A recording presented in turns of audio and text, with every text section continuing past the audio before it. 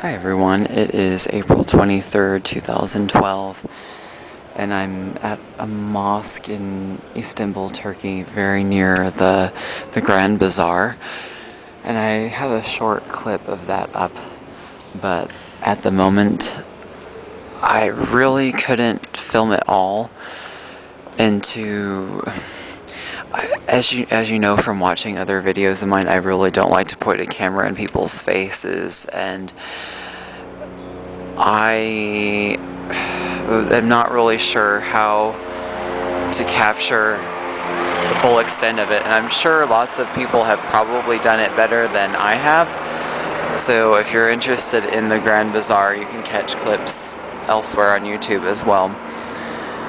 Today it's mostly, I would say, about 60%, 70% locals here and 30 to 40% tourists checking things out.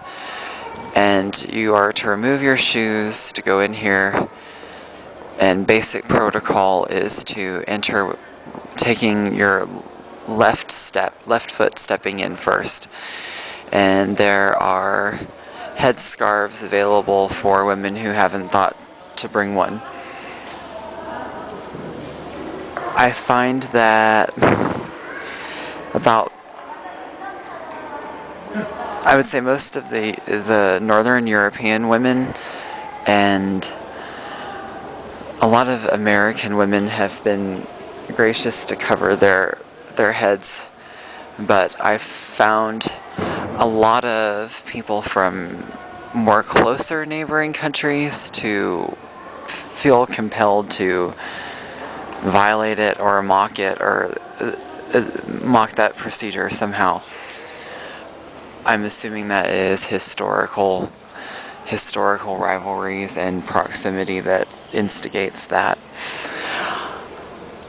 Something that keeps bringing to mind, and some of you have seen me write comments about this in the last couple of weeks, is I have been meeting several people from South Korea and China in the last few weeks who, when we've discussed economics and the financial system that dominates most of the planet right now, very hard to label it, but you could say that its most recent incarnation is neoliberalism. But we all know it's kind of morphed into different stages over time. But as this discussion has surfaced, they have cited to me a book called Currency Wars. And I think I've heard about this piecemeal over time, but I hadn't had someone really go into more of the particulars with me. But without any sense of irony or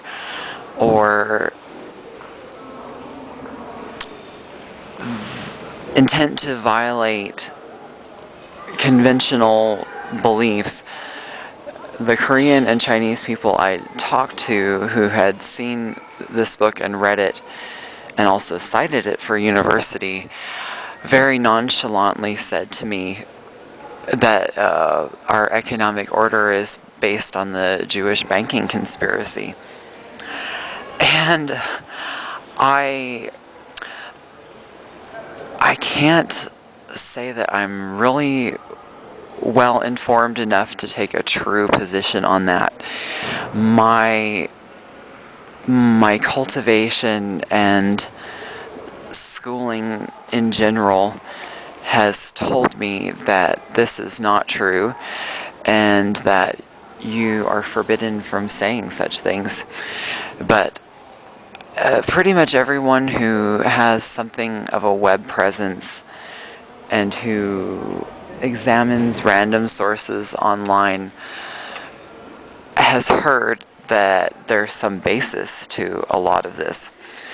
Now, I don't believe, I truly do not believe that there is like a core Jewish elite that controls the world. However, to say that there was no strong representation of Jewish people in banking is another stretch of a different kind.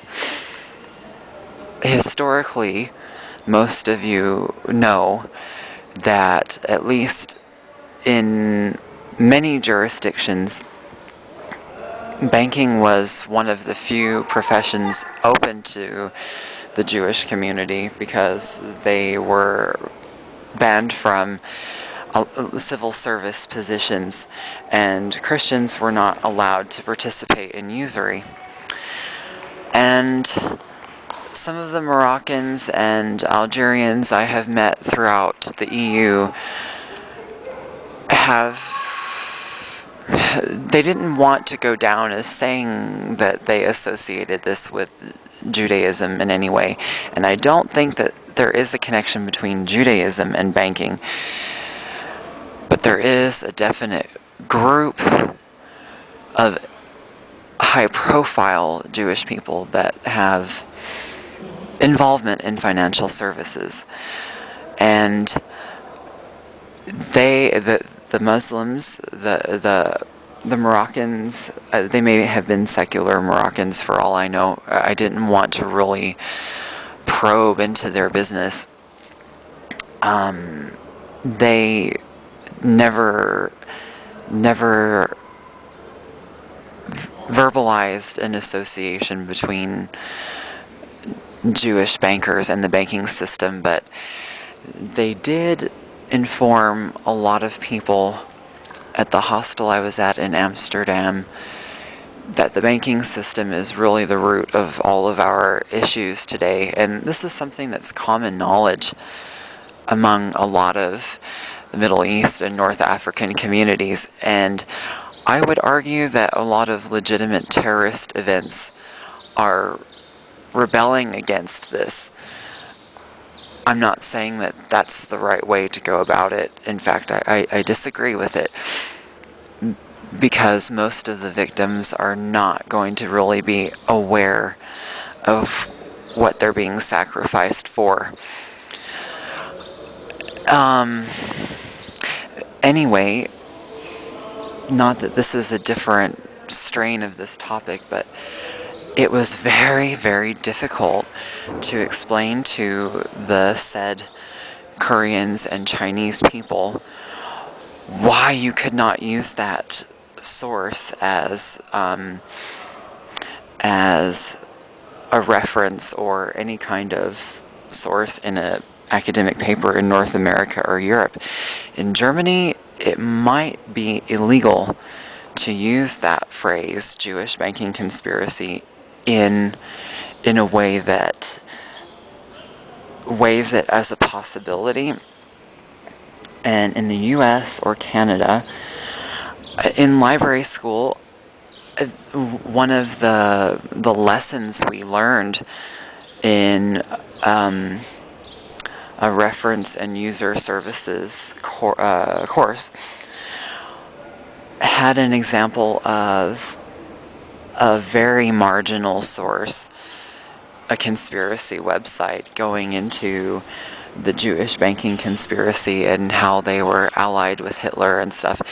And we were told, with kind of like a finger waving, that we are to basically follow the establishment and say, this is not a legitimate source and it's historical lies and stuff like that. And I'm inclined to believe that at the very least it's an exaggeration and more likely a corruption of maybe a few isolated examples and rolling with it to suit their own needs, the author's needs.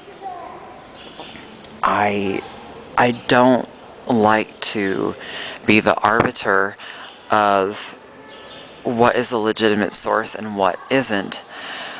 I think that we have to entertain ideas that are not mainstream or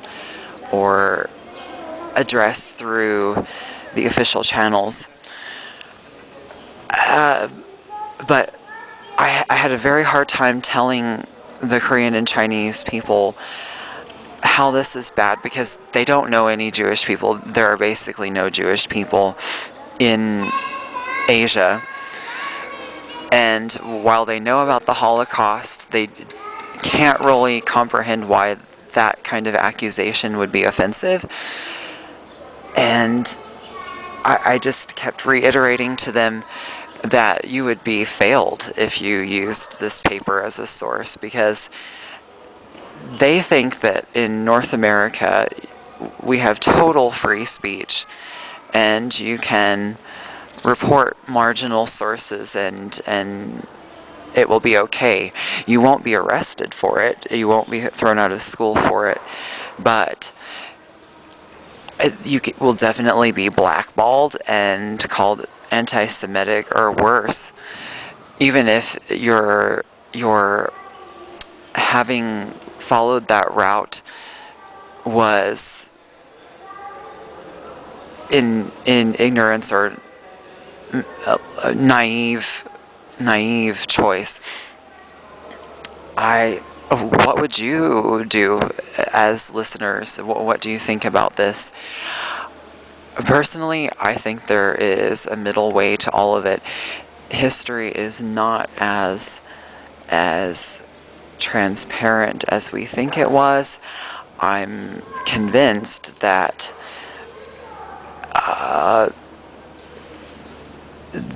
the nationalism and sense of enemies that are called up regularly are not